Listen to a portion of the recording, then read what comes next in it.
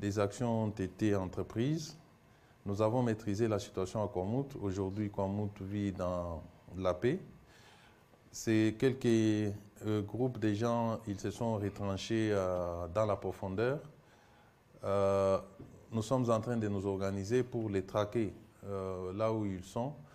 J'espère bien que dans les jours qui viennent, nous allons éradiquer les phénomènes Mobondo, puisque le gouvernement est plus que déterminé à mettre fin à cette insécurité pour que nos populations puissent vivre dans la paix.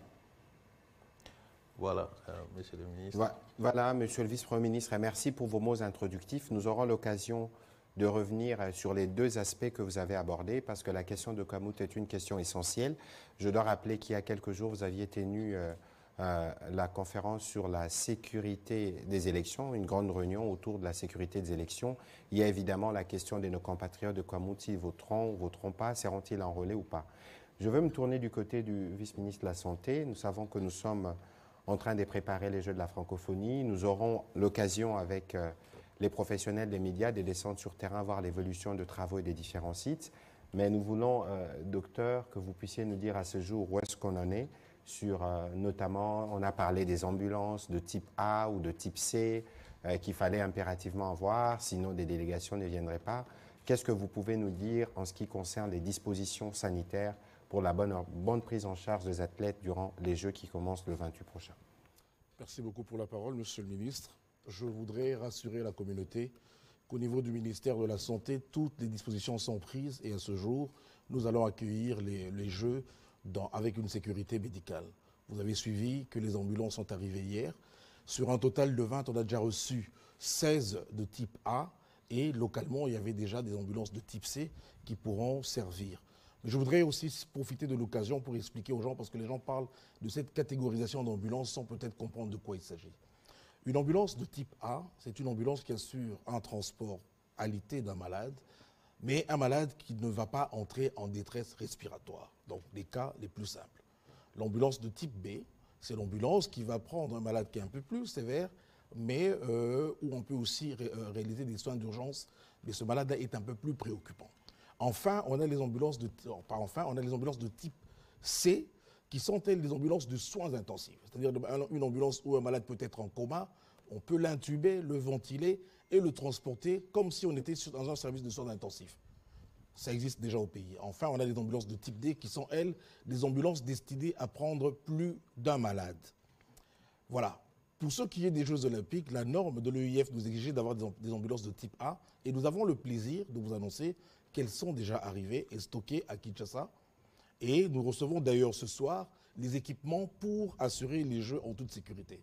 Quels sont ces équipements qu'on va recevoir? Ce sont notamment les défibrillateurs. Vous savez que les sportifs sont exposés à la mort subite. Vous avez suivi certains footballeurs qui sont morts sur les terrains de foot. Et donc nous nous sommes assurés pour que pendant ces Jeux, partout où ils soient, même s'ils font un arrêt cardiaque, nous avons de quoi les réanimer et les gens ont été formés quant à ce. Ensuite, concernant les médecins, nous avons procédé à la formation pour la gestion d'un afflux massif de blessés. On appelle ça le plan blanc. Ça permet justement aux équipes de trier rapidement et de transférer vers des sites sécurisés. Donc voilà un peu de manière ramassée pour vous dire que nous nous sommes déjà préparés et nous sommes prêts pour les Jeux de la francophonie. Voilà, il y a une question pendante à laquelle vous devez répondre tout à l'heure. On dit qu'il y a du trafic d'organes à Kinshasa. Docteur, est-ce que cela est faisable? Bon, là encore, je voudrais rassurer la population. Peut-être que les gens parlent de choses qu'ils ne comprennent pas. Une transplantation d'organes ou un trafic d'organes demande une infrastructure. Non seulement qu'il faut avoir l'infrastructure, il faut avoir des gens expérimentés. Des gens expérimentés pour prélever les organes, mais aussi des conditions de conservation et de transport. Et ensuite, il faut savoir que ces organes qui sont prélevés ont une demi-vie qui est très, très limitée. Par exemple, quand on retire un cœur, il ne peut survivre que 3 à 4 heures. Quand on retire un foie, il ne peut survivre en dehors du corps que 6 heures. Quand on retire un poumon, c'est 6 à 8 heures. Le rein, 1 jour à 2 jours. Mais ça ne suffit pas. Pour retirer un organe, ce sont des chirurgiens et des équipes entraînées. Et ça ne prend pas moins de 12 heures. C'est pour ça que je dis quand les gens parlent des choses dans les réseaux sociaux, ils ne savent pas de quoi ils parlent. Et au moment où on retire l'organe, on doit le transplanter directement. Sinon, ça ne sert à rien, ça ne va pas survivre. Et quand on regarde dans toutes ces conditions, monsieur le ministre, on pense que c'est assez irréaliste. Au niveau du ministère de la Santé, il n'y a aucune notification au niveau de nos zones de santé. Et non seulement ça, j'ai oublié de dire qu'il faut des laboratoires poussés. Parce que ce n'est pas n'importe quel organe qu'on va prendre, même si on a pris chez son frère, qui va marcher chez vous. Il y a ce qu'on appelle, comme des qu'on appelle la compatibilité HLA, en anglais, Human Leukocyte Antigen. Donc c'est une protéine qui est au niveau des globules blancs. Mais pour faire ce test-là, on ne peut pas faire ça à Kinshasa. Donc on ne peut pas se permettre de prendre un organe comme on va acheter du pain ou je ne sais pas quoi, et ensuite le mettre sur quelqu'un de manière désinvolte. Je voudrais ici rassurer les gens, c'est une technologie très poussée pour arriver à faire la transplantation d'organes. Parce que même chez nous ici, on peut avoir des reins, mais nous n'avons pas les reins de la même façon. Il y a ce qu'on dit des anomalies qui sont viables. Quelqu'un peut avoir un seul rein, mais il vit. Vous le cherchez là-bas dans le dos alors qu'il n'est même pas dans le dos. Donc, avant même d'arriver à faire un prélèvement d'organes, il y a une série d'examens à faire. Parce que même cet organe-là, le rein, chez d'autres personnes, ils l'ont au niveau pelvien. D'autres personnes n'ont qu'un seul rein. Donc vous allez faire une opération, vous ne savez même pas. Vous n'avez pas fait d'échographie, vous n'avez pas fait de scanner. C'est très complexe. Et ici, à Kinshasa, comme je dis, les laboratoires pour le faire, la conservation, c'est très très difficile. Non seulement ça, le cadre légal. C'est vrai que dans notre pays, ce n'est pas autorisé. Les gens qui le font, c'est vrai que c'est de manière illégale. Mais pour le faire techniquement, qu'on ne vous trompe pas, ce n'est pas moins de 6 à 12 heures, parfois 20 heures. Donc ce n'est pas quelqu'un qu'on a kidnappé à 6 heures et à 6h30, il vous dit on m'a retiré un rein. Ce n'est pas possible. Soyez rassurés quant à ce, nous n'avons ni l'expertise, ni le plateau technique pour arriver à faire ces transplantations aujourd'hui. Nous espérons les avoir avec l'avenir, mais ça demande des années et des années de formation. Voilà, peut-être qu'on aura de cours d'anatomie pour situer le rein dans le corps humain. On en a appris et on en apprendra sûrement ce soir. On va commencer la série des questions avec... Je vous en prie, monsieur le vice-premier ministre, allez-y. À ce que vient de dire monsieur le vice-ministre, au niveau des services, nous n'avons jamais rencontré un rapport quelconque qui confirme les cas des transplantations ou de trafic d'organes, voilà, un réseau de trafic d'organes. Nous n'avons jamais reçu un tel cas et nous sommes à la recherche de cette information. Si cela s'est fait dans la ville de Kinshasa ou ailleurs, que les victimes se manifestent pour que nous puissions attester. Mais à ce jour, jamais nous avons reçu un tel cas. Ceux qui racontent, ils le disent peut-être pour le plaisir de le dire, mais les services, nous n'avons pas intérêt du tout à cacher des crimes qui seraient en train d'être commis sur notre sol, sinon nous serions complices. Donc, nous n'avons jamais enregistré un seul cas où on a amené une personne amputée d'un organe du corps. Voilà. Voilà, merci. On va commencer avec M. Grace Hamzaki de Radio Okapi. Merci. Ma question s'adresse au ministre de l'Intérieur qui vient justement de nous expliquer et de confirmer qu'il n'y a pas de révélations quant à ce, et même le vice-ministre de la Santé. Moi, je reviens au procès, monsieur le ministre. Selon vous, est-ce que vous êtes satisfait de ces procès, de la manière dont le procès s'est déroulé? Parce que les présumés ou alors les criminels semblaient avoir suffisamment d'éléments ou de révélations à faire, mais l'opportunité ne leur a pas été offerte. Selon vous, cela a été bien fait ou alors cette condamnation ou ce procès peut avoir un impact positif sur le terrain? Merci. Il y a des choses. La première, c'est les procès sur les faits pour lesquels les prévenus ont été arrêtés. Ils ont été arrêtés pour un certain nombre d'infractions, notamment l'enlèvement, les coups et blessures volontaires, vol et tant d'autres infractions. Mais il se peut qu'au cours du procès, que les criminels ou toute autre personne puisse apporter des faits nouveaux. Et lorsque des faits nouveaux sont apportés, c'est soit que les juges peuvent se saisir d'office de ces faits, ou alors le ministère public se saisit des faits, les approfondit, pour ensuite venir devant les juges et initier de nouvelles poursuites, soit contre la personne qui est passée aux aveux ou contre les personnes dénoncées. Le procès tel qu'il s'est déroulé, les juges ou le tribunal s'est penché essentiellement sur les faits reconnus par les prévenus eux-mêmes et les a condamnés. Sur ce plan, je peux dire que je suis totalement satisfait de la manière dont le procès s'est déroulé. Moi, je dirais que je suis avocat, vous le savez, c'est les procès les plus faciles plutôt, dans la mesure où les prévenus tous presque sont passés aux aveux. Et en droit, nous disons, la reine des preuves, c'est l'aveu. Lorsque quelqu'un vous dit, c'est moi qui ai tué, c'est moi qui ai kidnappé, c'est moi qui ai volé, on n'a pas à chercher d'autres preuves au-delà de ces déclarations. Donc, je suis totalement satisfait du déroulé du procès. Alors, est-ce que s'il y a des révélations, cela veut-il dire qu'on va fermer les yeux? Je dis non. S'il y a des révélations, ces gens-là sont libres, même en étant en détention, de dénoncer toute autre personne qui a concouru à la commission des infractions pour lesquelles ils sont poursuivis.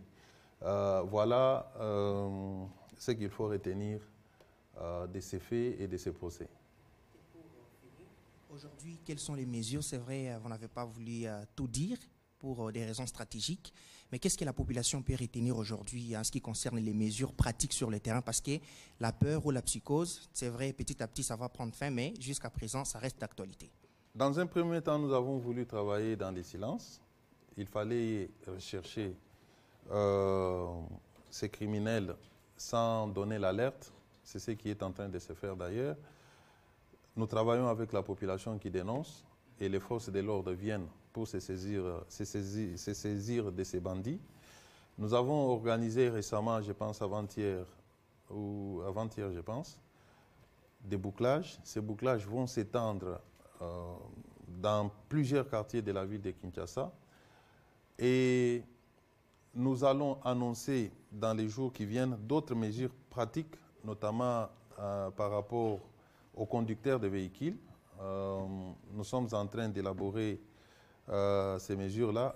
Elles vont être annoncées. Par exemple, il faut qu'on parvienne à identifier les chauffeurs de chaque véhicule qui va afficher sa photo sur son véhicule, de sorte à coïncider la photo du conducteur bien identifié avec le conducteur qui est au volant. Nous sommes en train d'élaborer ça au moment opportun. On va annoncer officiellement. Je pense que ça va aussi jouer contre les phénomènes kidnapping. Par rapport au phénomène Kuluna, nous avons un travail que nous faisons aujourd'hui.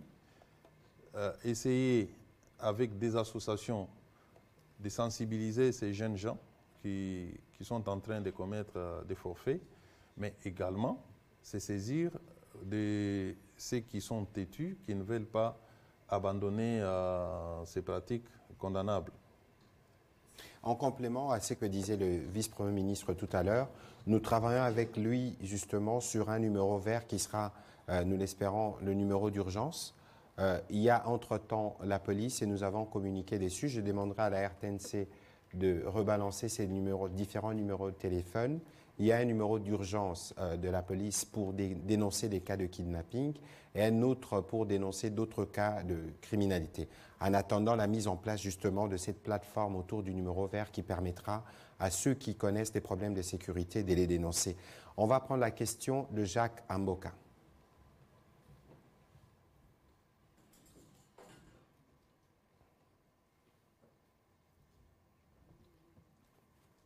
Merci, Excellence, pour la parole. J'ai deux petites questions. Je m'adresse donc au VPM de l'Intérieur. Vous l'avez ici affirmé, il n'y a donc pas de trafic d'organes humains en République démocratique du Congo, particulièrement dans la ville de Kinshasa. Ceux qui s'élancent dans ces genres de pratiques, disons, kidnapping, les font justement pour une cause bien connue, peut-être une manipulation. Est-ce que vous n'avez pas l'impression que ceux-là, le pari est gagné parce que sur le plan psychologique, ils sont en train justement d'atteindre leurs objectifs? Et quelles sont les mesures que vous pouvez faire justement pour que vous puissiez persuader la population qu'effectivement il n'y a pas le trafic d'organes? Ça, c'est la première question. La deuxième, c'est en rapport avec le groupe Mobondo. La première partie de la question, vous pouvez répondre. La seconde, ministre de la Communication. À l'est du pays, nous avons le M23 qui, depuis des décennies, sème la terreur et la désolation au sein de la population. Et le M23 est qualifié du groupe terroriste. À l'ouest, nous avons le groupe Mobondo qui, à Kouamout, opère peut-être aussi de la même façon que le M23. Est-ce qu'au niveau du gouvernement, aujourd'hui, vous qualifiez le Mobondo comme étant un groupe terroriste? Voilà. Oui, merci beaucoup.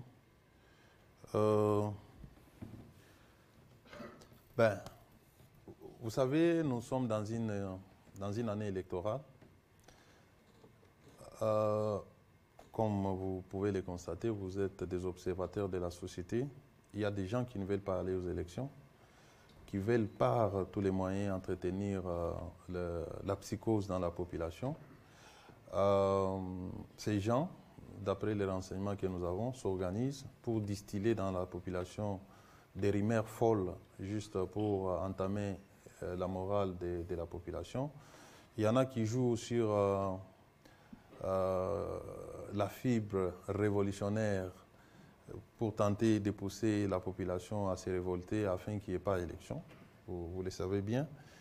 Ce sont cette catégorie de personnes qui développent cet intox qui se répand, c'est diffusé à travers des comptes Twitter que nous avons identifiés, qui dépendent d'un petit groupe, qui a plusieurs comptes Twitter qui diffusent des fausses informations, qui montrent des images.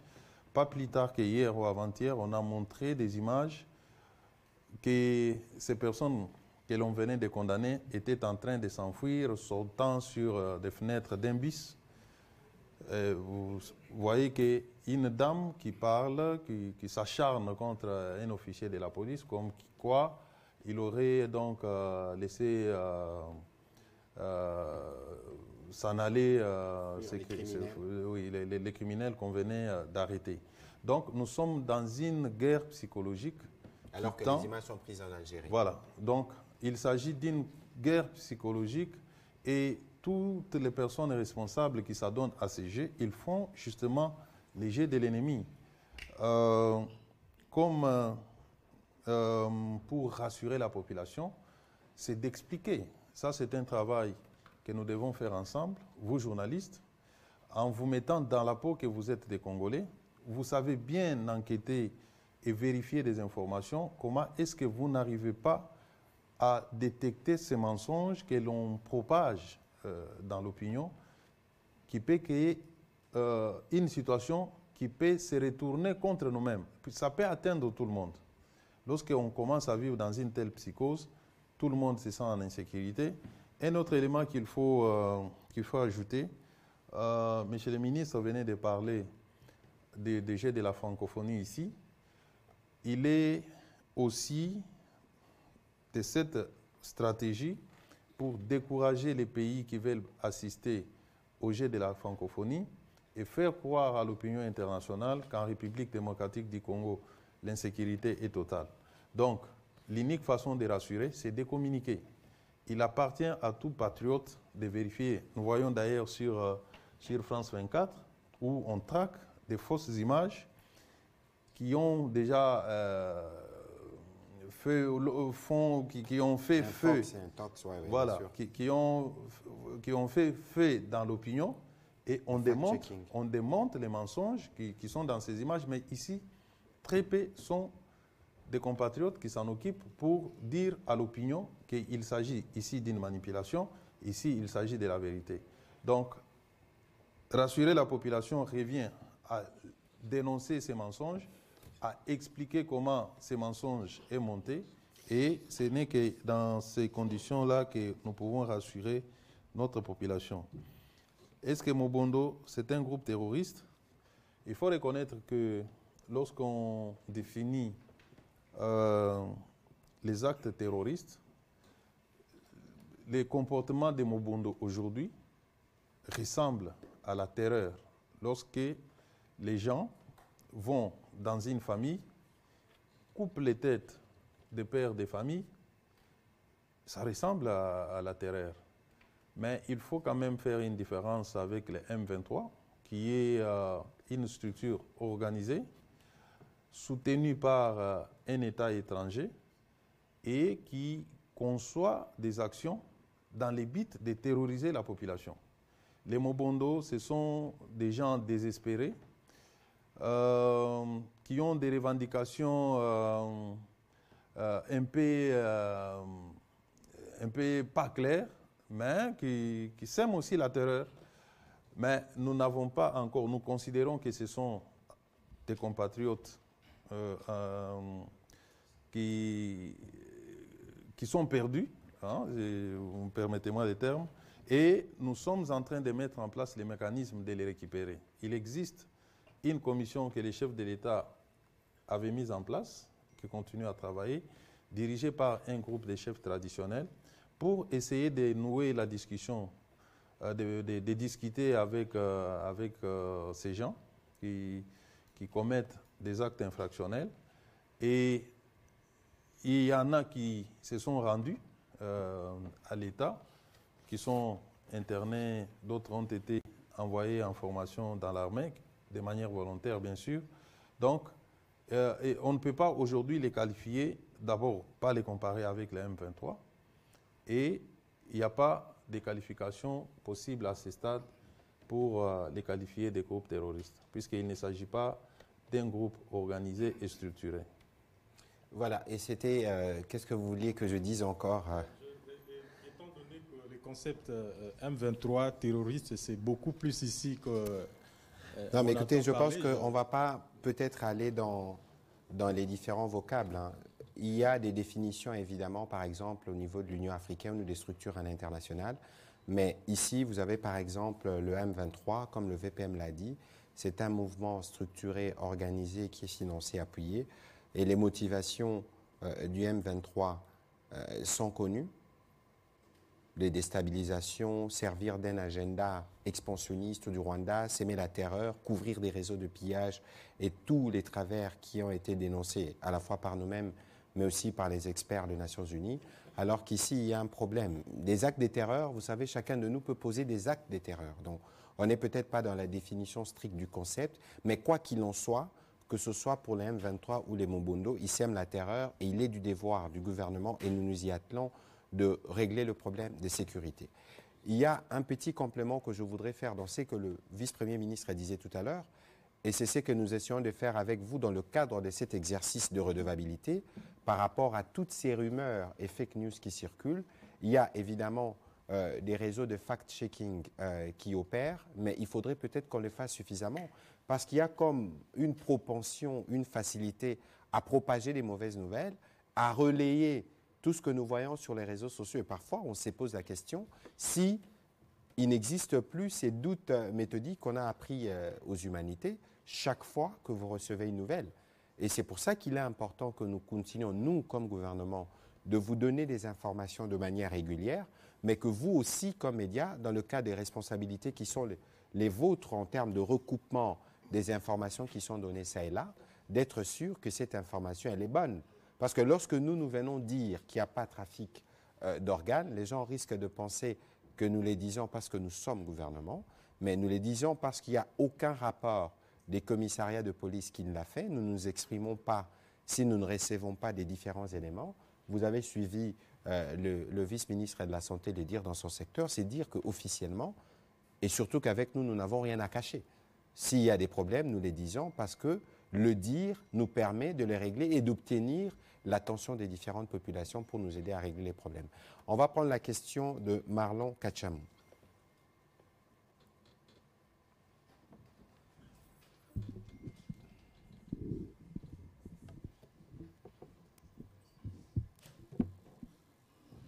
Monsieur le ministre, bonsoir. Bonsoir. Je profite de cette occasion pour vous souhaiter joyeux anniversaire. Alors, j'ai deux petites préoccupations. Monsieur le ministre, je commence par vous, Monsieur le ministre de la Communication et Médias. C'est une question précise à propos de la réunion des 60 membres des partis politiques ONG rwandais anti-Kagame. Je précise bien anti-Kagame, qui devait se tenir, d'après certaines sources, à Kinshasa du 3 au 4 juillet, mais qui a été reporté sine die. Quel commentaire avez-vous par rapport à cette réunion qui devrait se tenir à Kinshasa, mais qui a été reportée? Êtes-vous aussi au courant? Monsieur le ministre, monsieur le vice-premier ministre de l'Intérieur, je reviens sur la question concernant les Mobondo. À vous attendre parler, c'est comme si vous n'arrivez pas à rassurer la population par rapport à cette question qui est en train vraiment de gangréner les esprits des Congolais.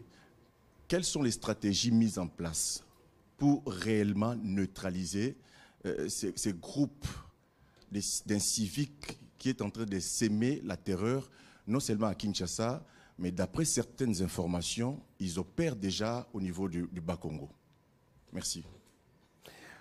Voilà, peut-être que je vais demander au vice-premier ministre de continuer et je vous reprendrai juste après parce qu'il parlait déjà de Mobondo. Peut-être qu'il peut être peut-être plus détaillé. Je sais qu'il y a des opérations militaires qui sont en cours, la police, etc. Mais qu'est-ce qui peut être dit pour rassurer les compatriotes sur ce que nous faisons dans cette partie du pays? Je venais de dire tout à l'heure que les phénomènes avaient commencé à Kwamout. Au jour d'aujourd'hui, Kwamout est pratiquement pacifié.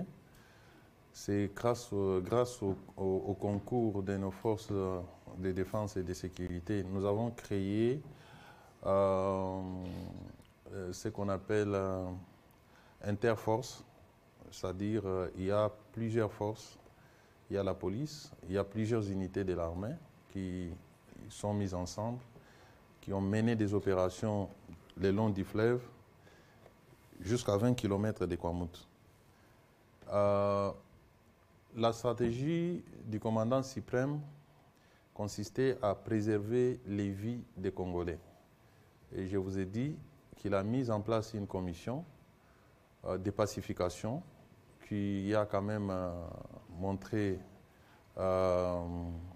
qui a fait beaucoup d'efforts, puisque cette commission a permis la récupération de plus de 3000 Mobondo. Les Mobondo, ce sont des jeunes gens, Yaka,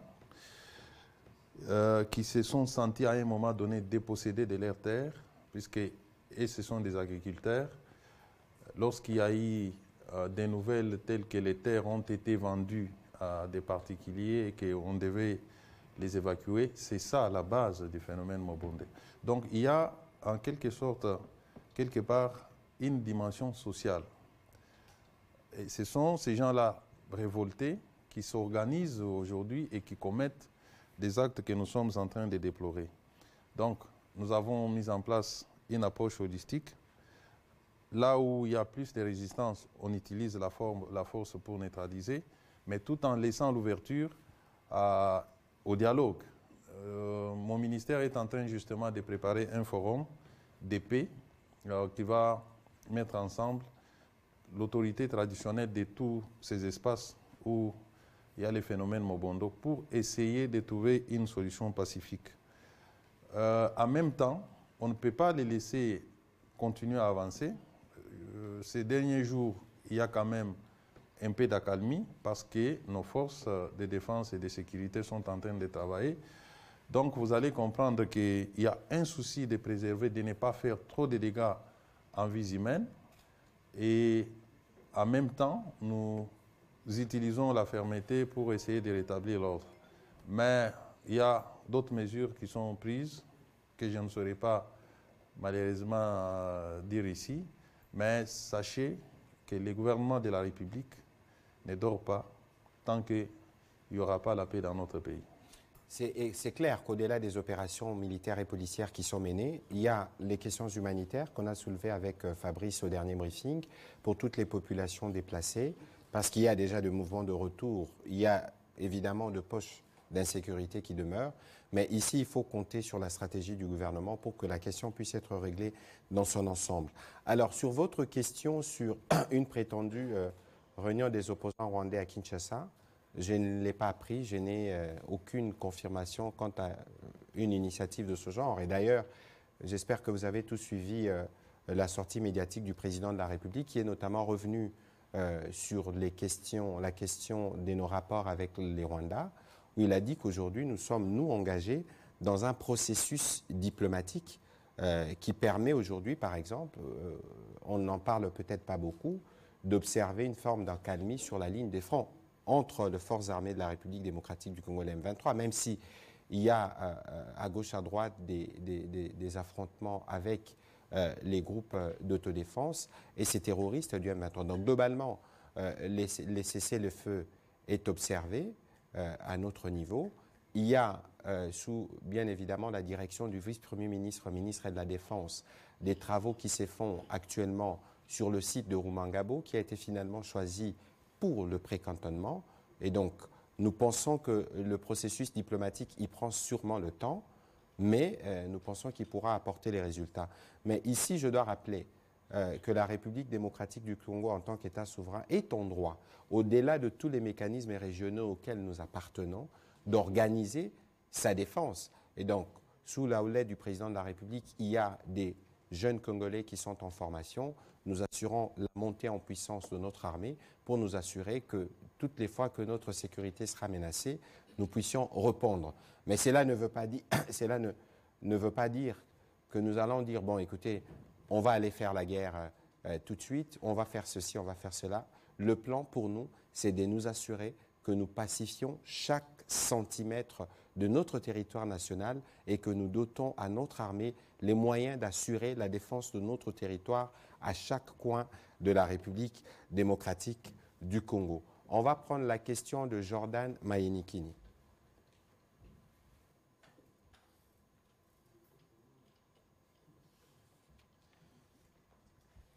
Oui, ça va. Une question ou des questions au vice-ministre de la Santé. En fait, le gouvernement a déjà mis fin à l'obligation d'un test Covid-19 pour les personnes non vaccinées à la sortie du pays. Alors, j'aimerais savoir, pouvez-vous aujourd'hui dire au peuple congolais l'usage et la destination des recettes générées par les tests Covid-19? Et pourquoi avez-vous maintenu les tests Covid pour tout voyageur au départ ou à destination de la RDC, alors qu'au moment où nous parlons, le Covid-19, ou encore la Covid, si vous voulez, est considéré désormais comme une grippe ordinaire par l'OMS, qui l'a d'ailleurs sorti de la liste des problèmes de santé publique. Et pour citer, qu'en est-il des arriérés des prestataires Covid-19 qui, jusqu'au moment où nous parlons, sont en train de réclamer plus de 15 mois d'arriérés de salaire? Merci. Merci pour ces deux questions intéressantes. En fait, concernant la Covid, vous avez raison. L'OMS a déclaré que ce n'est plus une urgence sanitaire mondiale. Et il vous souviendra que pour qu'on installe ces mesures barrières, un décret avait été pris par l'ancien Premier ministre, Ilunga Ilunkamba. Et donc, on a des juristes ici, tout acte qui est posé pour l'annuler, il faut un autre décret. Mais avant de prendre ce décret-là qui retire ces tests, il y a ce qu'on appelle le secrétariat technique de gestion de la Covid, qui retrouve justement les experts en la matière, qui, après avoir fait les différentes études et évaluations, donne justement l'aval au Premier ministre pour prendre un nouveau décret qui annule le premier. Et je suis content de vous informer justement que le Premier ministre a déjà pris des dispositions. La réunion devait d'ailleurs se tenir aujourd'hui même, mais à cause des agendas, des conflits d'agenda qu'on a eu, on a reçu des délégations. On devait déjà la tenir le samedi pour pouvoir lever ces mesures parce qu'effectivement, ça embête tout le monde. Incessamment, je pense que dès que son agenda va se libérer, probablement avant la fin de la semaine, vous verrez que le décret a été pris pour lever les mesures. Concernant la gestion de la prime, effectivement, il y a eu des mécanismes qui ont été justement établis par ce décret-là. Et comme j'ai dit, c'est un acte juridique. Avant de le retirer ou d'arrêter, il faut un autre juridique contraire. Hein? Alors, l'autre question, c'était la gestion de la prime. Le décret a donné justement les détails de gestion. C'est ça que je vous dis. Si vous vous rapprochez de ce décret-là, vous allez voir que c'est le secrétariat technique de la Covid qui l'a géré, ce n'est pas le ministère. Donc cette question devait être posée justement au niveau du secrétariat technique. Mais comme je vous le dis, pour qu'on arrête ce test-là, ou pour qu'on arrête justement de prendre ces recettes-là, il faut un être juridique contraire qui sera pris incessamment. Et donc, on va revenir dessus parce qu'il était même question qu'on se réunisse, le comité multisectoriel devrait se réunir pour voir comment lever. On va prendre la question de Pascal Moulégois et puis ce sera Gilbert Fundi. Ah, si vous n'avez pas de question, tant mieux. Gilbert Fundi. J'ai cru que vous aviez levé la main pour une question. Gilbert, vous pouvez vous avancer, s'il vous plaît. Il y en a parce que j'ai entendu le vice-premier ministre parler des miliciens Mobondo. Certains ont été envoyés en formation pour intégrer l'armée. Monsieur le ministre, c'est par quel mécanisme où des gens qui ont tué, violé, arrêtés par les forces de sécurité sont envoyés dans l'armée? N'est-ce pas revenir dans les travers du passé, comme l'a dit le président? Oui, merci. Je vous ai dit que le Mobondo, c'est un phénomène, je dirais, spontané d'une population qui s'est sentie agressée et qui a développé les réflexes d'autodéfense. Et dans la foulée, il y en a qui ont commis des crimes que je qualifierais peut-être de passionnels. Vous savez, chaque fois qu'il y a des conflits des terres, il y a toujours une passion, les gens peuvent s'entretuer. Mais comme je vous ai dit, il y a une dimension sociale dans tout ça. Il y en a qui ont agi sous l'instigation des autres. Mais il y aura aussi les moments de la justice pour que ceux qui ont commis les plus de bévues puissent répondre de leurs actes. Mais il y en a qui les ont commis ou qui se sont vus entraînés, qui se sont retrouvés dans les groupes sans avoir commis des fautes, qui sont sortis de la brousse puisqu'ils s'étaient tous dispersés dans la brousse. La commission mise en place a été à leur recherche. Ils ont accepté de quitter la brousse et ils ont eux-mêmes souhaité aller servir le pays sous les drapeaux. Donc ce n'est pas comme le cas des rebelles qui se sont organisés, qui se sont armés, qui ont conçu des plans d'attaquer les pays, de tuer les compatriotes. Il y a quand même une différence entre ces deux catégories. Et nous pensons aussi que l'armée, lorsqu'on envoie quelqu'un dans l'armée, c'est aussi pour les transformer. Il y a ce qu'on appelle en droit des criminels primaires en psychologie, des criminels primaires. Moi, je considère une certaine catégorie de Mobondo comme des gens qui ont agi sous l'instigation des autres. On peut les récupérer, les resocialiser et les utiliser à de bonnes causes. C'est un peu ça. Qui s'occupe justement des enquêtes à ce niveau. On en avait parlé ici, je pense, avec le vice-ministre de l'Intérieur, qui est toujours là d'ailleurs, organise des enquêtes et de procès. Vous savez que même certains militaires ont été cités dans certains cas d'exaction qui ont été observés. Et donc, il y a eu un mouvement de masse, il y a des jeunes sûrement qui ont été entraînés, mais lorsqu'on les accueille, il y a toujours un processus d'identification, il y a toujours un processus de traitement, un processus de sélection. Et donc, lorsqu'on leur propose, pour ceux qui volontairement vont dans l'armée, on s'assure en amont qu'ils n'ont pas été impliqués parce qu'il y a des enquêteurs, il y a toujours des cas de dénonciation, tel était lié à tel crime, à tel endroit. Donc, de ce côté-là, soyez rassurés parce qu'au-delà de tout, c'est des jeunes Congolais, pour la plupart, pour qui il faut donner une réponse. Exactement comme nous essayons de faire avec le service national, qui aujourd'hui, vous avez vu, vous en avez parlé, qui des 4 ans est passé de 1000 à 15 000 tonnes de production. La main-d'œuvre, vous savez d'où elle est venue. Ce n'est pas seulement la production de maïs que vous avez vue, mais j'ai eu le privilège d'accompagner le président de la République dans les Kasaï. Ils construisent des écoles, ils construisent des routes, on a besoin de main-d'œuvre. Et donc aujourd'hui, nous ne nous priverons pas. Mais bien évidemment, comme nous tenons aux droits de l'homme, nous nous assurons que cela se fasse dans les respects, évidemment, de principe. On va prendre la question de Gilbert. Je voulais ajouter quelque chose par rapport à l'allusion faite aux déclarations du président de la République. Vous savez, lorsqu'il y a eu mixage, brassage, mélange. Ces gens-là n'ont pas été soumis à une formation pour nettoyer l'air mental.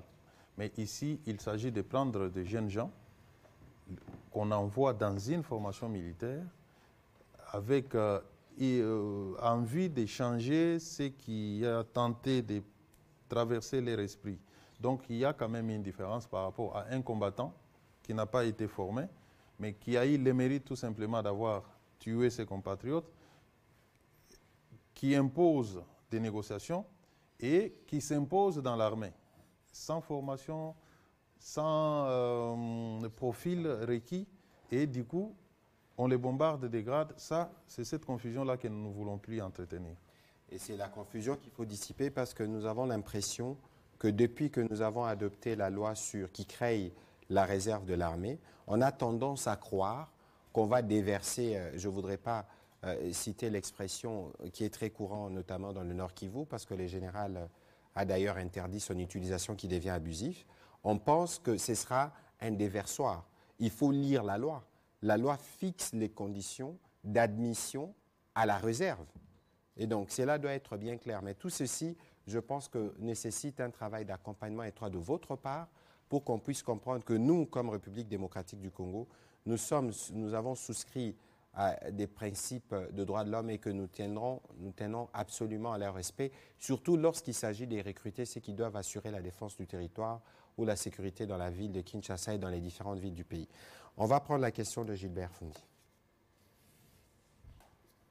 Merci, Excellence. J'ai deux questions pour le VPM Kazadi. Excellence, quels sont les dispositifs mis en place par les gouvernements pour la sécurisation des élections qui aura lieu en décembre 2023? La dernière question, nous avons suivi une conversation téléphonique qui a choqué quelques esprits. Et quel est votre commentaire?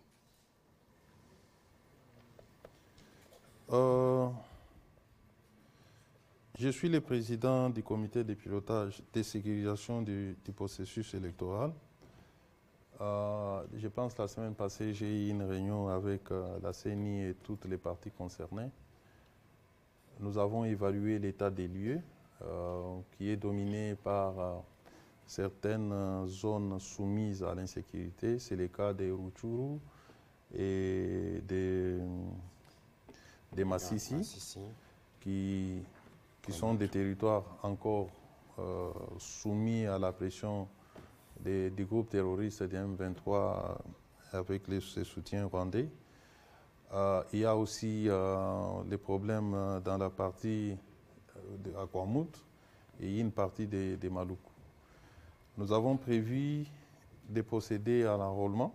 La CENI est déjà disposée à aller enrôler en ce qui concerne Maluku. Nous sommes en train de conditionner les forces de sécurité pour accompagner les agents de la CENI afin d'enrôler nos compatriotes dans cette partie du pays, mais également une autre partie à Maluku. Un scellé, donc Maluku, un scellé. Bon. Donc, de ce côté, il n'y a plus trop d'inquiétude.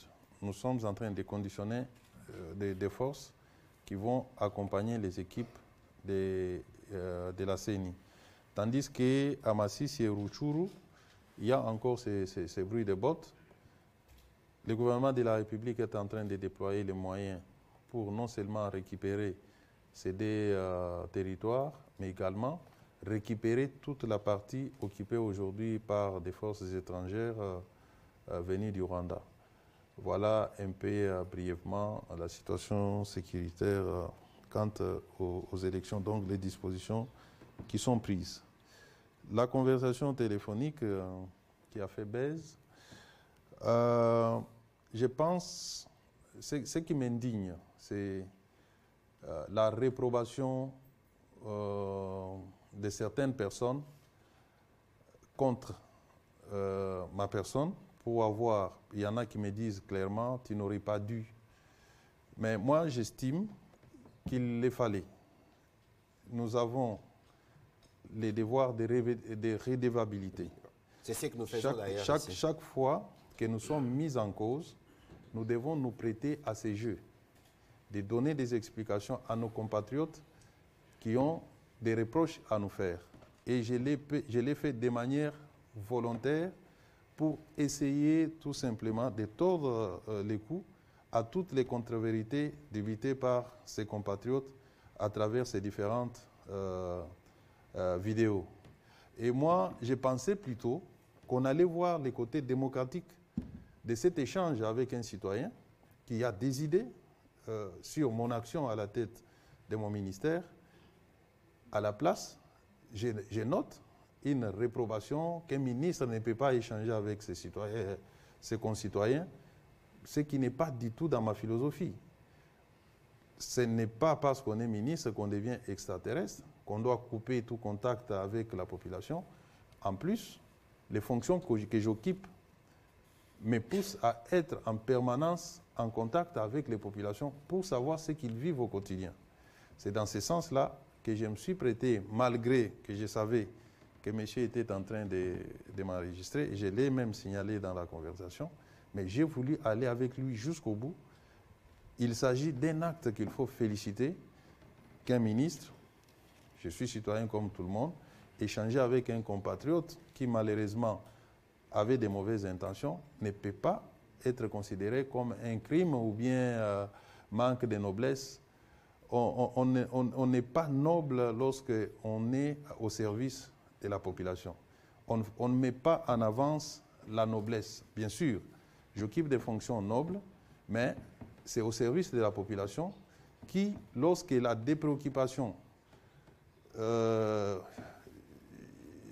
vais vous les dire, je suis dans certains groupes WhatsApp où j'échange quotidiennement avec nos compatriotes, parfois de manière répondant à des accusations violentes. Jamais on a réprouvé ça. Par contre, j'ai toujours vu les gens apprécier positivement chaque fois que je me prête à cet exercice de questions-réponses. Donc je pense que c'est un devoir de redevabilité qu'il fallait saluer, qu'il fallait même instaurer. Vous avez vu il y a des jours, le chef de l'État s'est prêté au même exercice où il a répondu aux préoccupations de la population à travers des questions-réponses, lui poser les questions de la population. Donc, pour moi, je ne m'en veux pas d'avoir...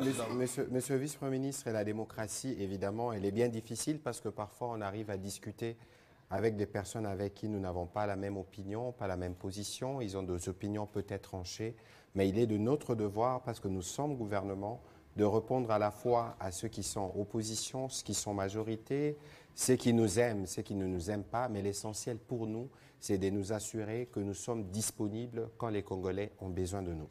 On va prendre les dernières questions parce que je vois que nos interventions en suscitent plusieurs.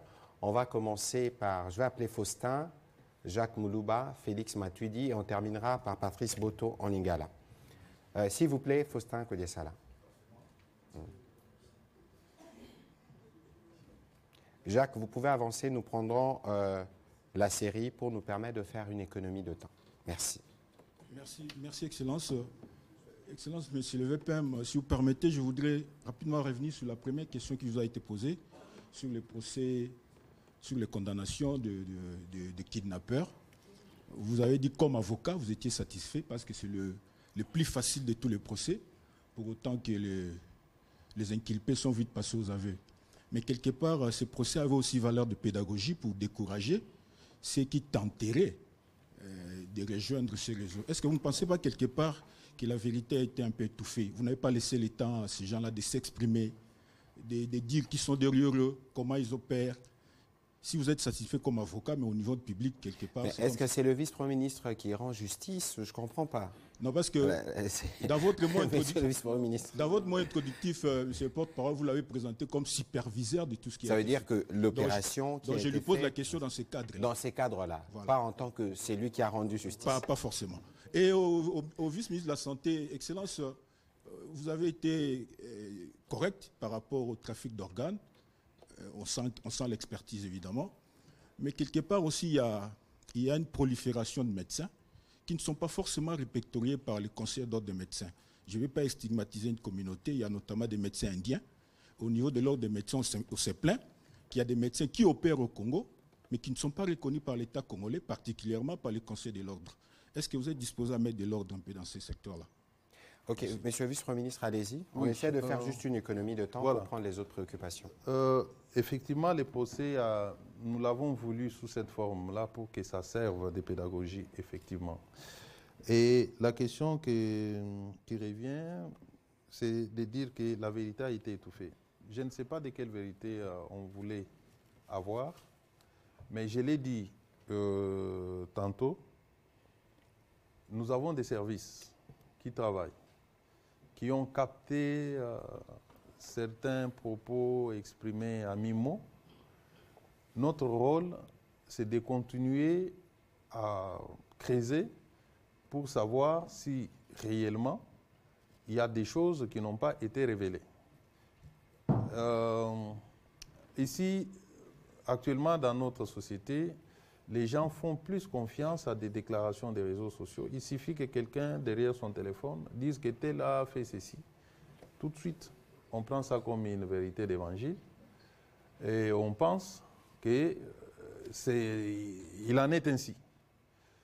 Alors, lorsqu'il y a des gens, j'ai vu personnellement ces gens-là dire que non, voilà, l'enquêteur là, il a pris mon argent, tout ça, tout ça.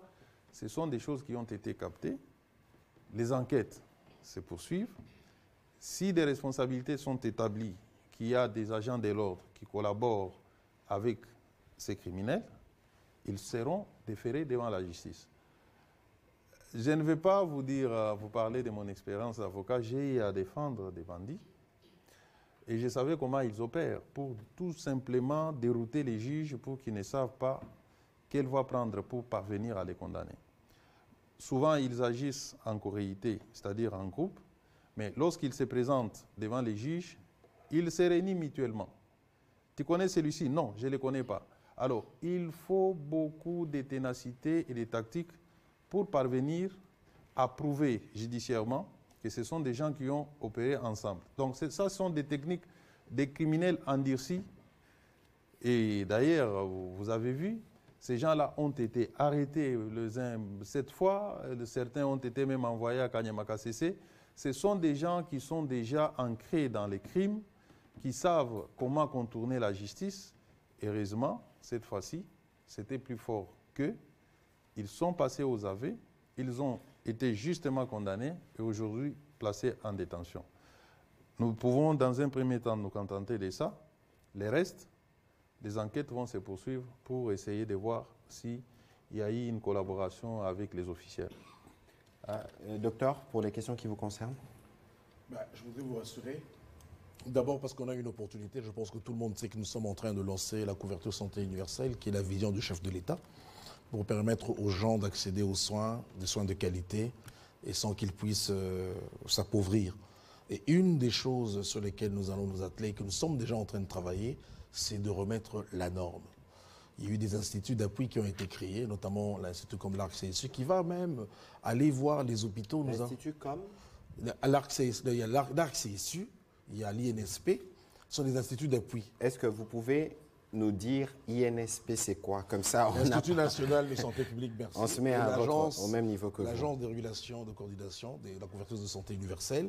Ces agences auront pour mission justement, non seulement en appui avec l'inspection de la santé, d'aller voir si les soins qui sont dispensés dans les hôpitaux sont des soins qui sont recommandés. Et ce soin-là, est-ce qu'ils sont conformes à la norme? Mais au-delà de ça, comme vous savez, nous avons les ressources humaines. Il y a une grande réforme qui est en train d'être faite au niveau du ministère, où on est en train justement de regarder, et même au niveau de l'ordre, peut-être que vous n'avez pas vu arriver cela, mais maintenant, il ne suffit pas d'avoir le diplôme de médecin pour avoir un numéro d'ordre, mais on fait passer des tests. Je ne sais pas si vous êtes au courant. Depuis 2-3 ans, pour avoir le droit d'exercer au Congo, le diplôme ne suffit pas. Il faut en plus passer des tests pour qu'on évalue le niveau, si vous avez vraiment mérité ce Donc diplôme. les médecins indiens qui opèrent dans certains hôpitaux à Kinshasa ont passé ces tests. Alors, Il y a maintenant le leadership que nous sommes en train d'emmener. Nous sommes en train de remettre de l'ordre dans tout. Il y a eu des choses qui ont été faites, des procédures qui n'ont pas été respectées. Et c'est là justement que je dis, comme on a l'opportunité de mettre la couverture santé universelle, nous regardons tout ça. Et avec le travail que nous faisons au niveau de l'ordre, avec la digitalisation par exemple, il ne sera plus possible de manipuler les diplômes ou un numéro. Celui qui va être accrédité, c'est celui-là qui aura passé toutes ces étapes de contrôle que nous sommes en train de mettre. Laissez-nous un peu de temps encore, vous allez voir. Et même au niveau de l'ordre, vous avez vu qu'on a supprimé certaines universités. Avant, on avait plusieurs facultés qui pouvaient dispenser des cours de médecine, mais le ministre de l'Enseignement supérieur aussi a remis de l'ordre. Et je pense que tout ça rentre dans la vision du chef de l'État, de remettre toutes les choses comme elles doivent se faire. Et au niveau du ministère de la Santé, comptez sur nous, parce que c'était la question, si on va vous arriver à aider à mettre de l'ordre dans ce secteur, nous allons y arriver avec le leadership et l'appui du chef de l'État. Comptez sur nous. Voilà, merci. Jacques Moulouba. Merci. Je m'adresse au VPM de l'Intérieur. Monsieur le vice-premier ministre, nous avons été dernièrement surpris par un communiqué de la CENI, je parle élection, déplorant la présence des agents de vos services dans le bureau de traitement et des dépôts de candidature. Qu'est-ce que vos agents sont allés faire dans ces centres alors que la CENI qui organise les élections est indépendante? Est-ce pour épier, pour fouiner? Comment justifiez-vous la présence de vos agents dans ces centres? Une question. Pardon? Est-ce pour piller? Non, épier ou fouiner. Ok, c'est bon. Une question au vice-ministre de la Santé. Je crois que Faustin m'a presque vidé, mais une petite précision.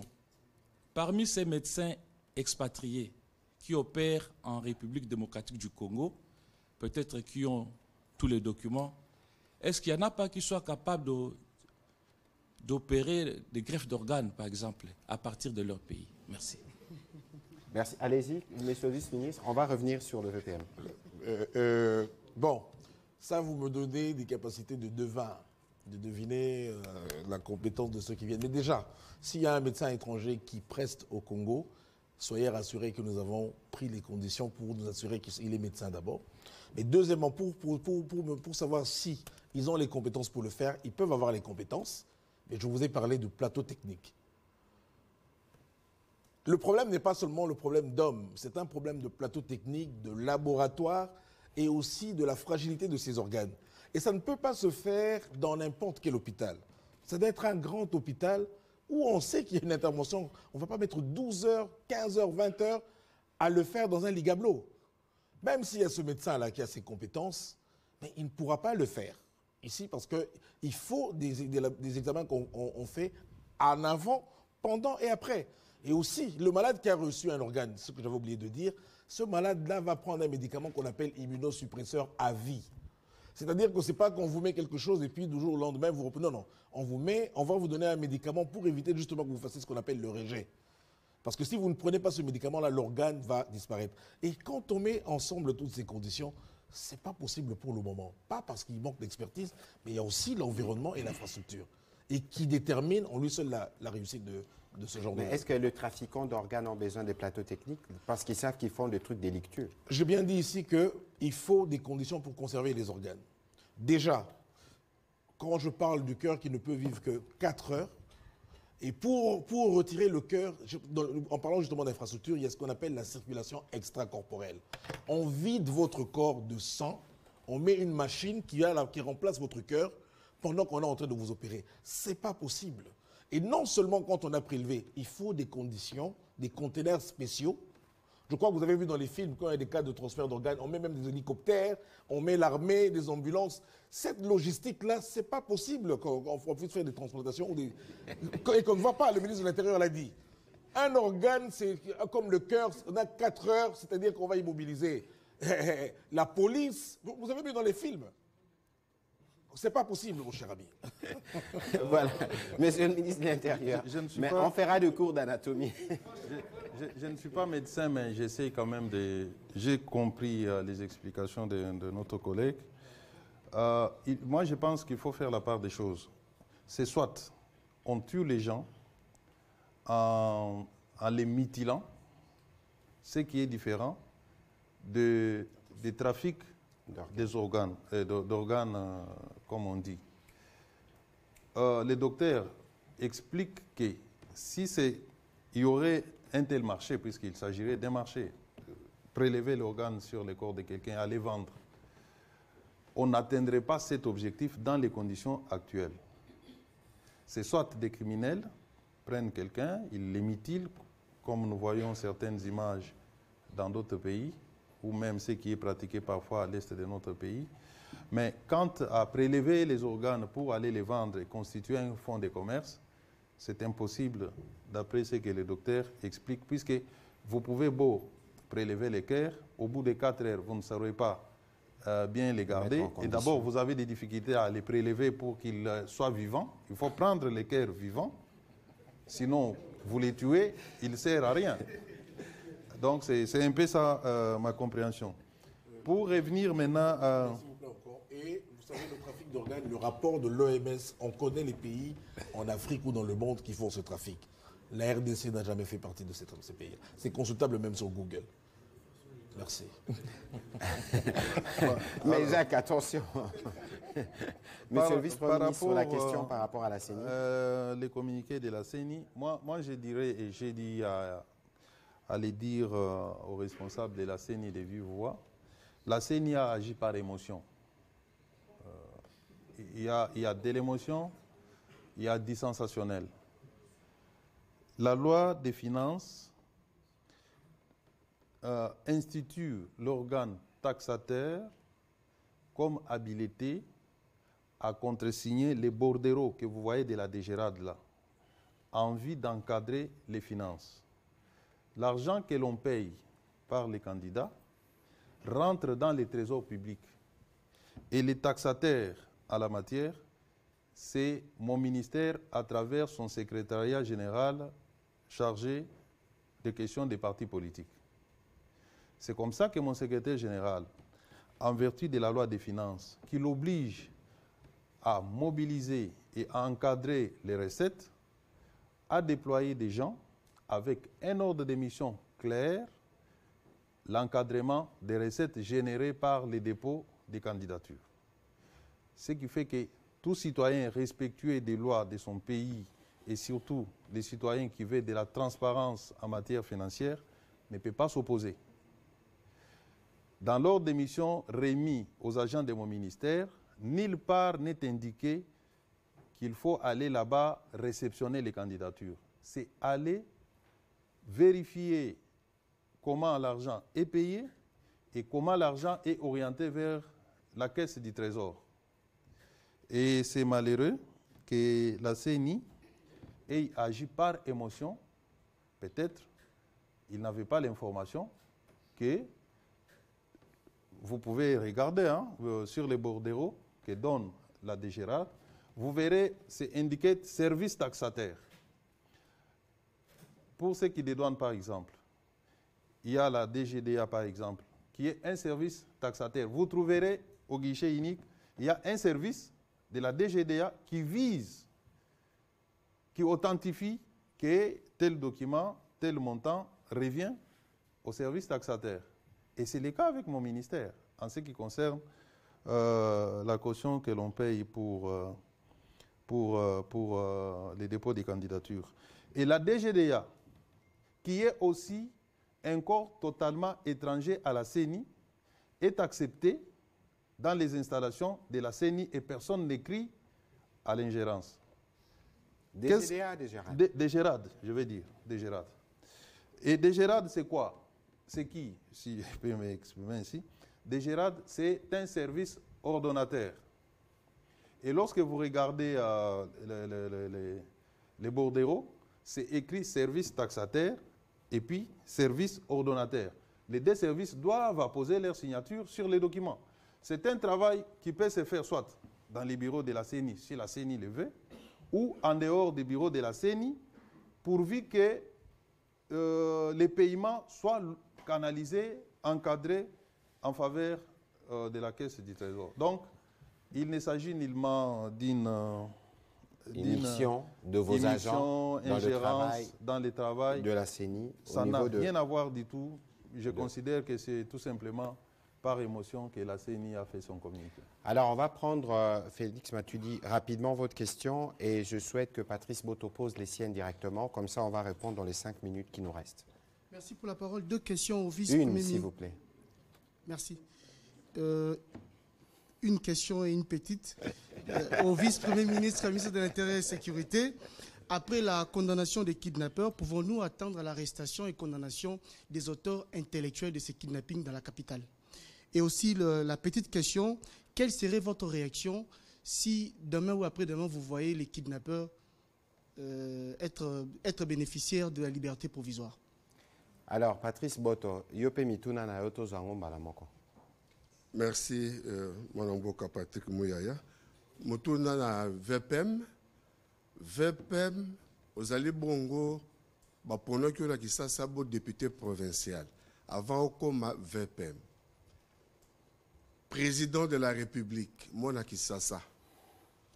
Gouverneur de la ville, Mona Kisasa. Président de l'Assemblée provinciale, Mona Kisasa. 100 ans et à Kisasa comme ville-province, comme capitale plutôt.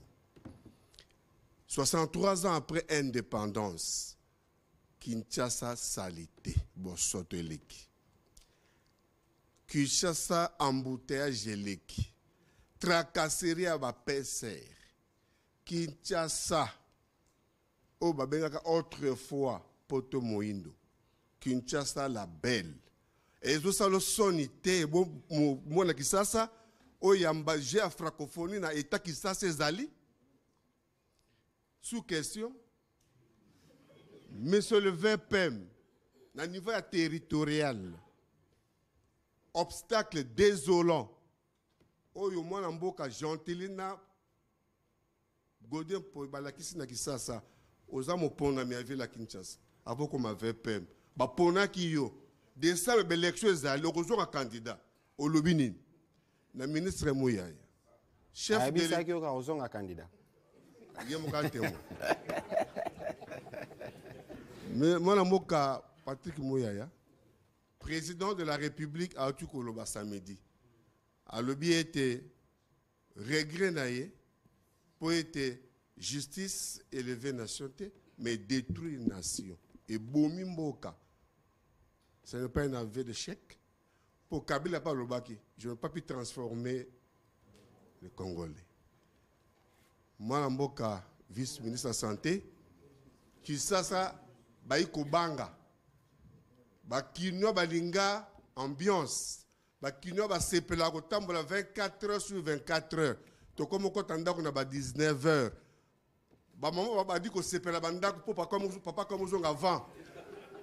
Likolo ya ko boma biso, ko kata biso bare, ko kata kolonga biso ba motema bongo na bongo.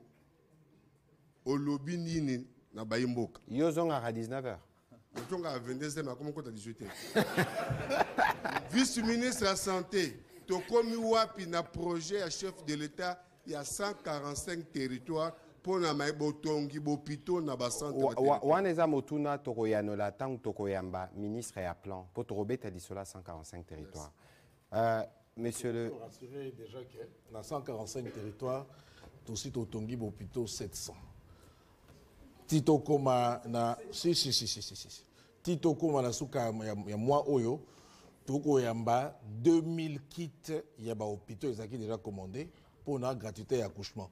2000 kits on kozala mbeto ya kobota pour na kosalisa bana pe eza na bateau eza koya. Mukule koya pe toko benga yotala. Mais pour ceux qui suivent, lorsqu'on avait fait le briefing sur les 145 territoires, c'est 2200 ouvrages qu'on va construire. 145 bâtiments, plus de 1500 écoles et 700 centres de santé. Bozoka, moi, Torolak Sabino. VPM, allez-y. Oui. Comme ça, on va conclure cet exercice. Il y avait une première question sur les auteurs intellectuels. Ah, ok.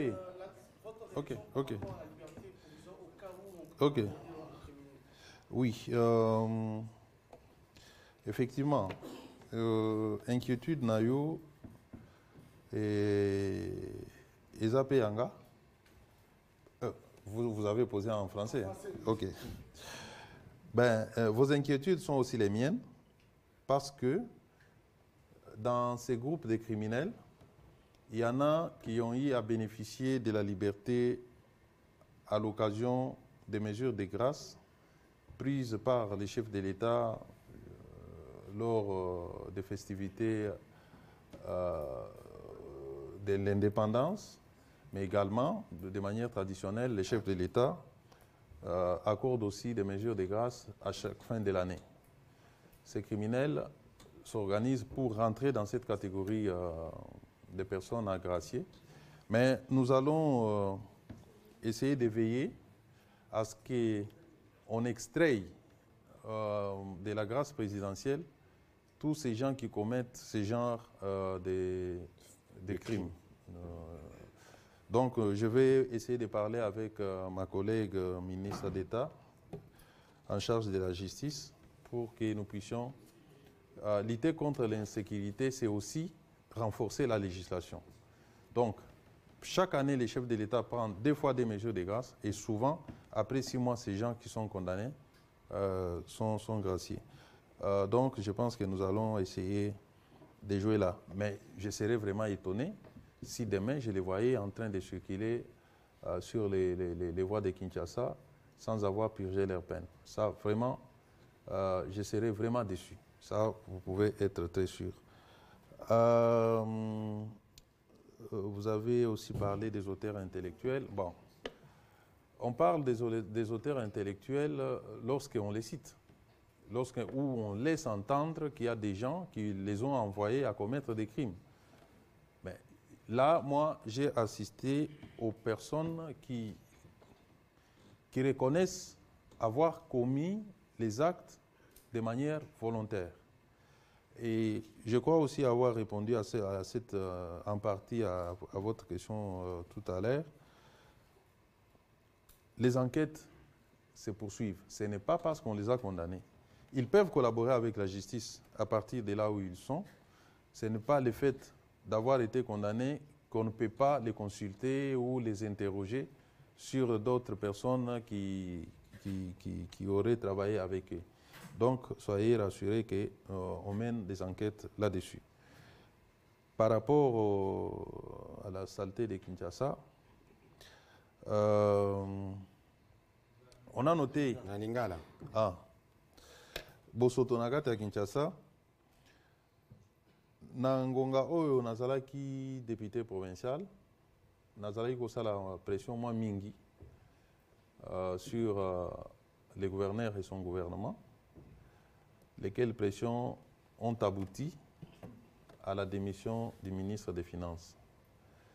Et aussi, il y avait un effort qui se faisait avec Kin Bopeto, où quand même, Bazalaki, qu'on nettoyait Babalabala, mais depuis un temps, tout ça, au moins, moi, Misalango et Saline étaient télémis, na tunité, compte tenu à la fonction actuelle, nous avons beaucoup plus concentré sur des questions sécuritaires, mais Nabanzi, na gouverneur, tout solo l'arabien, na gotunaye, pour la nini, vu les acopés sa impression, oyo ozali ko déplorer. Na o Italie, tracasserie policière, na évité ce que Solanda, ngamo na sala pe patrouille. Na kangisa kapé, ba policier oyo, bazali ko sala trouble. Na premier jour oyo na zogi ba fonction, na lobaki, ngai moko, je vais me traiter durement. De sorte que, mutu oyo akopengwa, azala policier, azala incivique, nakozala na remorte, yako traiter peu durement. Depuis naza awa, ezana ba procès ici salami contre ba policier. Procès moko salamaki na kan Lufungula. On a eu à condamner ba policier nga moko na kendaki na assister na procès wana. Ba policier oyo ba malmenaki mwana muke oyo salaki base awa. Ils sont aussi condamnés. Et lingi koloba, politique nga nazana yango, ezali à tolérance zéro.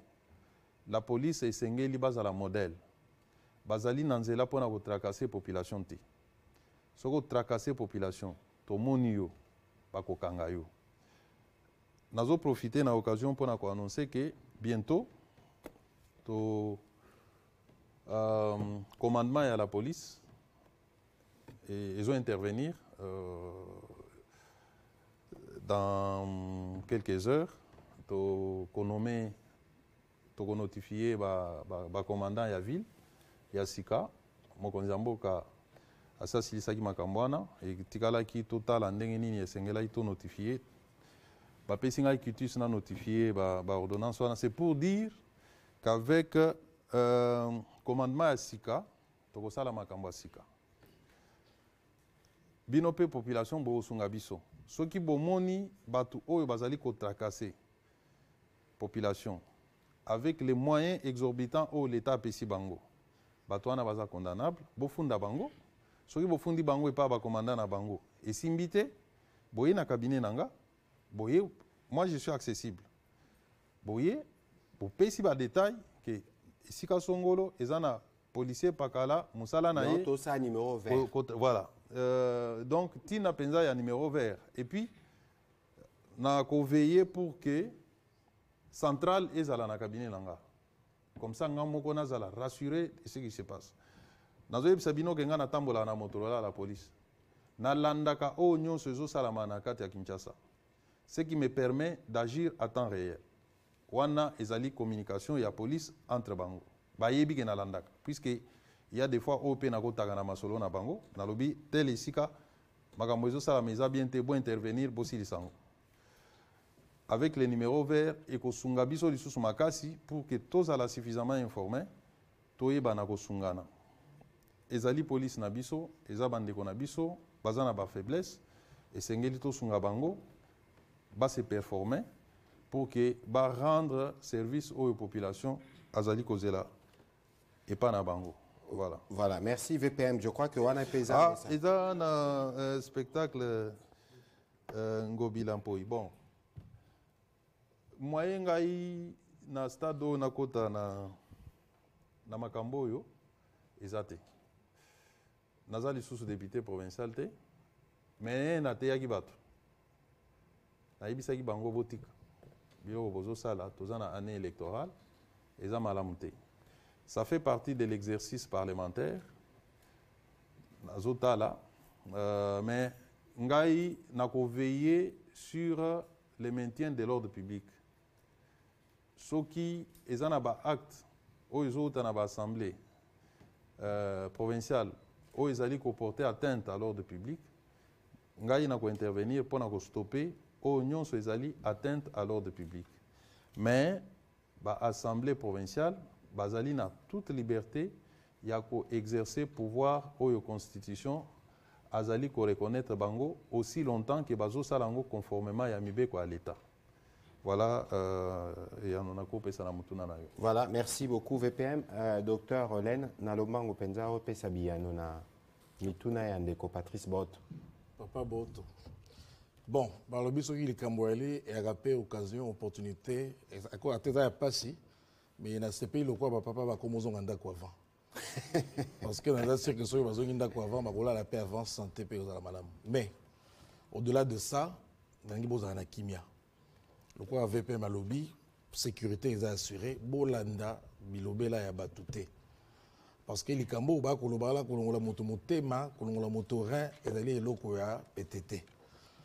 Il faut zala na boania na makanisi ya kosala yango pe expertise dans lingala na ebité so que zani ni mais boyebi merci boyebi wana za boyebi mais ya mbula mon côté ya mbula ebele à part boyebi wana esengeli ozala pe na bakoki ya kosala biloko yango donc salle d'opération ya malamu laboratoire ya malamu et puis koyeba ke soko longoli moto eloko na nzoto na posta te oteka yango ozana ngonga mingi te oteka parce que na soko longoli lokwa motema obimisa ngola nzoto e umelaka te ekopola ekokufa soko obimisi rein ekoumela pete ekokufa mais aussi likambo wana mpona koyeba ke moto azali na rein ntango mosusu ezalaka na kote ya mwasi to ya mobali soko osalaki examen te avant koyeba ndenge nini biso nazo boye soko tozali awa Rein ezalaka wapi d'abord. Nasiba ou na Mokongo. Mais au début que le concept est un rein na lingala réalité hein. Na ebi kombo rein na lingala. Rein na lingala ya raté parce que to yebaka yango te et yego yebana na sima. Mais pour oyeba que muto azali na yango faut ça l'examen le quoi scanner vous ça la échographie. Siko yo telemi na nzela ozuka moto libina longola ere okuteli azaka lango ya moko. Oluki moko ngombe pe ezaka kuna te. Donc nalingi na rassurer bino bozala kimia. Bo vaki na ba occupation na bino bo landa bilobite parce que wana mutu nyo savandi ya komi ayebi makambo akoloba te. Yango ala ko kuma n'importe quoi. Lokola mokonza mboka azali kopesa biso ba koki tous assurer sécurité en mboka bo vaki na ba occupation na bino. Mende bozonga ndako avant. Alors, Namotuna Nayo, le président de la République, avait de chèques. Ezef avait de chèques. Au moni na lobakawa, bokoki ko reproché biso nyonso. Mais bokoki ko reproché biso volonté à ko changer autocoutité. Makambo à justice à Congo, topé makambo nyonso tozana ngwa ezaba makambo banda kala. Parce que pendant 10 ans, 15 ans, 20 ans, bambou les béquets belé, tu trouves la solution dans makambo te. Yo c'est sûr aux arana carte verte au Yazaïr. Depuis 1984, Tilelo 2023, le président Tshisekedi a eu carte et coco ma carte ya ba congolais nyonso. Omoni, to eu solution moko na problème moko depuis 84. Donc lelo so mo konzambo kaya ici bino. Parce que biso wa tozalaka, Université depuis 54. Voilà, depuis 54, basala nano misale salami wanate. Voilà. Et là qui sinini? Biso tozara discours à vérité. Le président de la République a le Kataï Sabino que nyonso ezotamola malamu. Mais après Sibino une idée parce que au niveau il y a responsabilisation au magistrat. Au que cause un magistrat dans le contexte de Zapassi. Leur ministre intérieur a lobi mamba kuluna. Ah lobakini ba magistrat. Président de la République leur a lobi. Biso atozo loba. Bazako se sentir nengenini. Tout ça là qui biso recrutement il y a 5000 magistrats. Parce que le lobby photo mema renouvellement. Et nous pensons que le président Tshisekedi dit que makambo etali ba juste, mais makambo etali ba secteur nyonso, bota la gratuité, bota l'enseignement, bota la même francophonie. Ba je ko sala 10 jours. Mais l'air ba je ko sila, mboka na biso ko zala na possibilité ko yamba ba compétition internationale ya minene. Depuis 1974, quel est l'événement sportif à Mounene Toyamba na Congo? Les autres ont la capacité d'accueil. Il y a un stade, il y a un gymnase, il y a un logement. Mungonga campagne comme une année. Torosel la Penzabino liste. Il y a misalo nyonso biso to sali. Ba koko sope tokoloba. Pour ba Congolais, il faut voter natina. Alors, monsieur le vice-premier ministre, on va terminer cet exercice aujourd'hui. Je ne peux pas terminer sans dire merci. J'ai reçu beaucoup de messages de vœux pour mon anniversaire, mais on ne pouvait que répondre à l'appel de la patrie parce que ce n'est pas parce qu'on est né le 10 qu'on devait ne pas venir rassurer les Congolais à travers les réponses qui ont été données ce soir par le vice-premier ministre et le vice-ministre de la Santé. Patrice Boto, Pessingai Kadote, Kaka Koloba Loba, Namoni Pe Mutua Pessingai Kado Awate. Mais merci à vous. On a fini. Merci, bonne soirée.